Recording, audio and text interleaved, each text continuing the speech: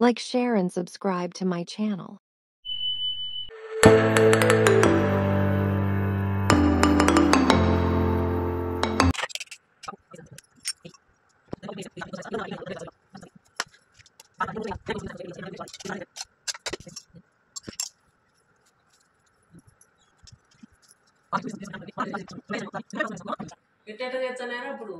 అప్పుడు మట్టి పిల్లల్లో పోసేసుకుంటున్నారు. ఇది సంక్రాంతి పండగకు సంక్రాంతి పండగకు బోయి పండుగ రోజు బోయి పండుగ రోజు కోసుకుంటున్నారు. పెద్ద శాటకు పోతున్నారులే ఆరబెట్టేది శాటకు శాటలో గుడ్డ వేసేది ఆరబోసి మళ్ళా 3 రోజులు ఏం కావు వెన్న పెట్టుకొని తింటాను మనం అప్పుడు చిన్నప్పుడు. బాగానే ఉంటాయి, బాగుంటాయి టేస్ట్. పెసరపప్పు అండి, పెసరపప్పు వేసుకొని సొద్దపిండి బాగుంటాయి. సొద్దపిండే కదా, జొన్నపిండిలే సరే కాబట్టి అది వేసుకోవచ్చు.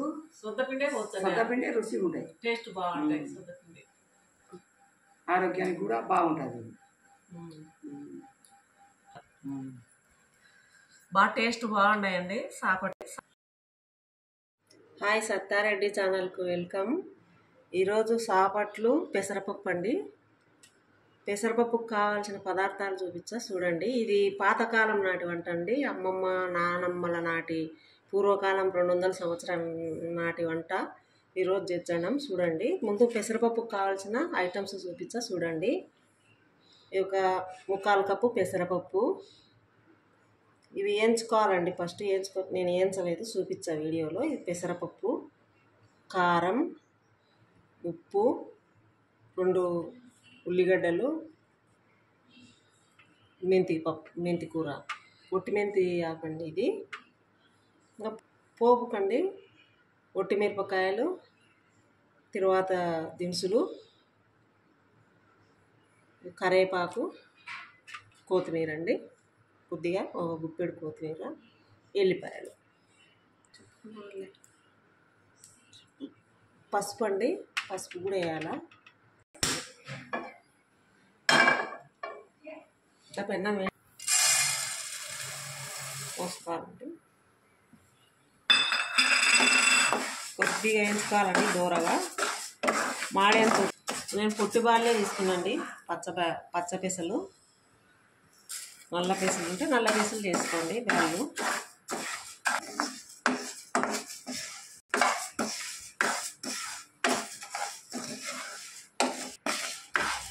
వేగినాయండి. ఇంకా ఇలా అయిందండి పెసరపప్పు. వెనుక ఉప్పు వేసి, కల్లుప్పు కొంచెం వేపుదాం.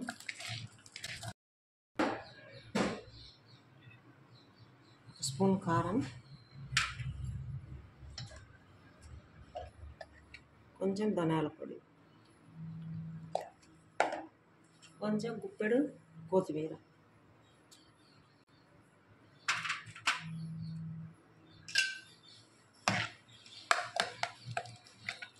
ఇంకా అయిపోయిందండి. ఇంకా పోపు వేసుకుందాం.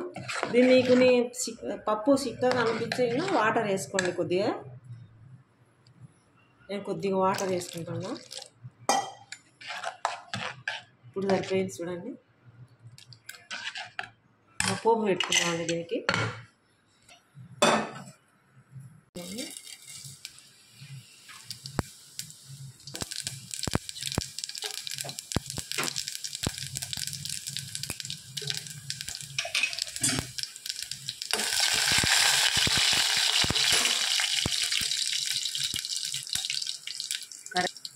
కరివేపాకు, ఉల్లిపాయలు,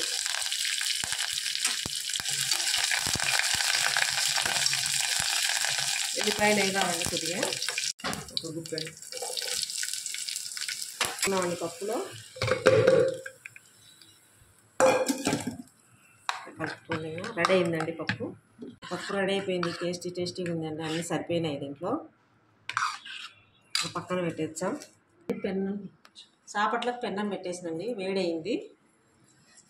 ఆయిల్ పట్టించుకొని ఉల్లిపాయ పట్టించాలి.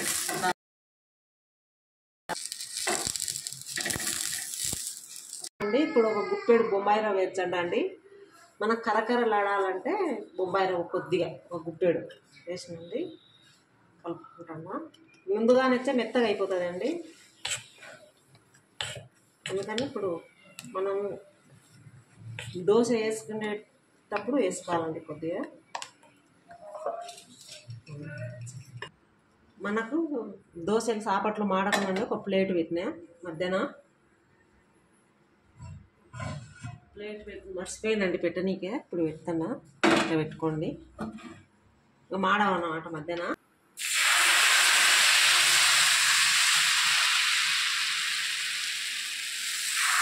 వేసుకోండి.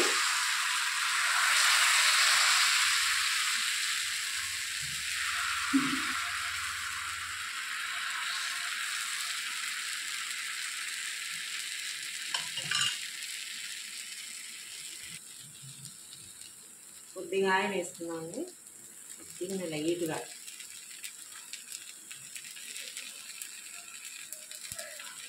మాడిపోతాయండి చూసుకొని. బెల్లం వేసినాం కాబట్టి మాడకుండా చూసుకోండి. ఎక్కువ హైలో మంట పెట్టకుండా సిమ్లోనే కలుపుకోండి. అది సైడ్కు 1-2 వచ్చిన తర్వాత బాగా వచ్చాయండి. ఇంకా ఇవి ఫస్ట్ 1-2 రావు.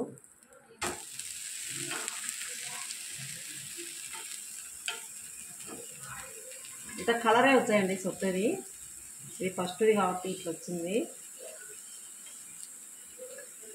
1-2 వచ్చిన తర్వాత బాగా వచ్చాయి. ఇంకా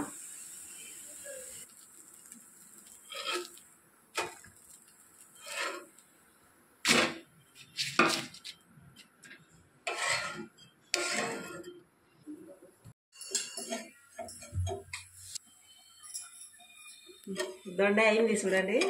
దోశ పోసిన పెన్నం మీద. ఈ పెన్నం రాలేదు, ఈ పెన్నం వచ్చాయి.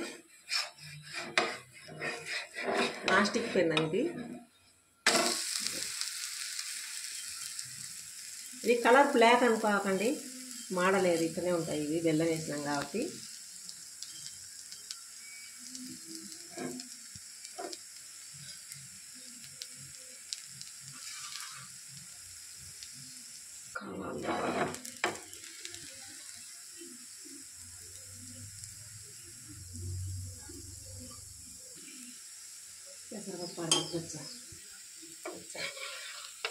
తీసేస్తామండి, కాలింది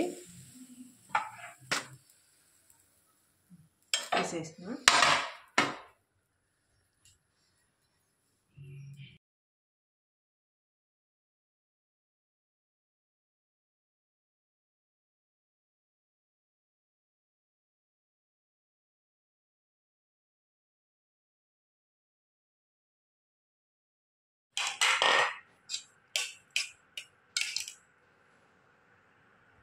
పప్పు వేసుకునే దాంట్లో దోశ పెట్టుకునే ఉంది.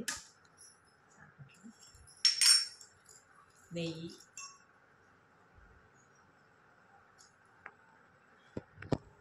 ఇదండి పప్పు పెట్టుకున్నాం, నెయ్యి వేసుకున్నాం. ఇది సాపట్లండి, దోశల మాదిరే పోసుకోవాలా. ఇది నల్లగా ఉందని అనుకోకండి, ఇవి ఇట్లనే ఉంటాయి సాపట్లు. మనం బెల్లం వేసినాం కాబట్టి సొద్దపిండిలో. టప్ చూపించామండి.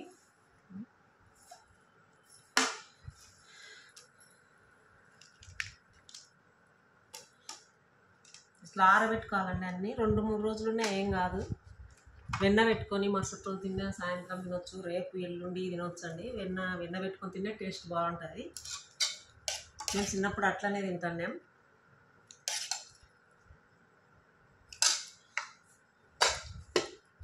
వేసుకున్నాం నెయ్యి.